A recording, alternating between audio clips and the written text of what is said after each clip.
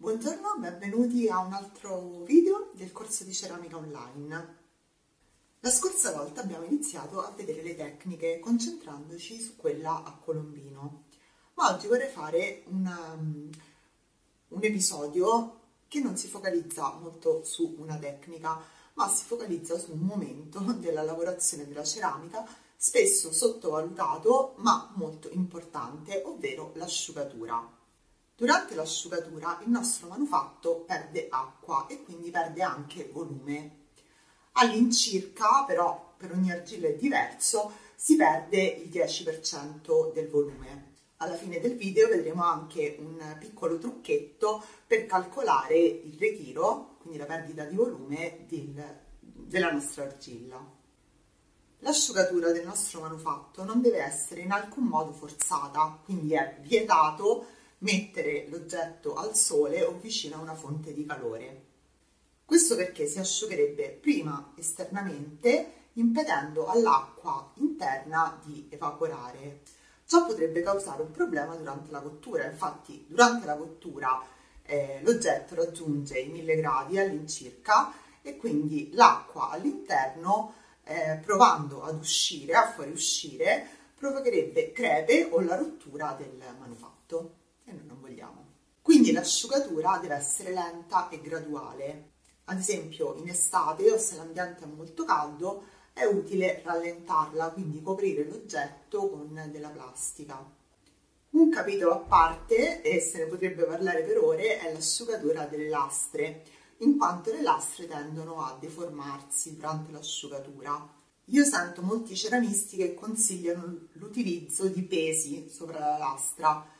Io questa tecnica non la consiglio. Diciamo che per far asciugare bene una lastra occorre rallentare molto l'asciugatura, quindi sicuramente, a meno che l'ambiente non è di suo molto umido, bisogna mettere sempre la plastica, anche in inverno, e consiglio anche l'utilizzo di tavolette per l'asciugatura che siano molto più grandi rispetto alla lastra, in quanto può accadere che la lastra, se è troppo grande rispetto alla tavoletta su cui si trova, addirittura faccia imbarcare il legno. Possiamo utilizzare anche delle tavolette con dei rinforzi messi sotto in maniera trasversale. Preparando le tavolette in questo modo, quindi che siano abbastanza spesse, e andando a posizionare dei listelli nella parte inferiore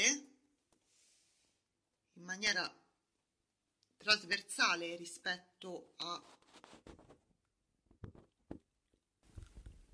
alla tavoletta di legno, in modo che siamo sicuri che il legno non si deformi per primo.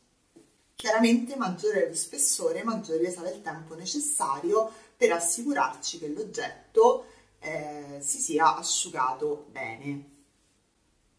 Alcuni ceramisti utilizzano anche una tecnica per capire se l'oggetto è bene asciutto, cioè lo pesano appena realizzato e lo pesano a distanza regolare di alcuni giorni.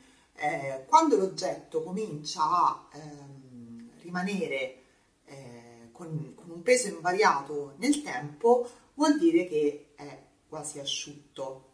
Sicuramente con il tempo di asciugatura è meglio abbondare. Quindi se non siamo sicuri che un oggetto non sia asciutto, non lo mettiamo nel forno. Allora, per calcolare il ritiro di una determinata argilla, prendiamo un pezzo dell'argilla e su una tavoletta facciamo una lastra.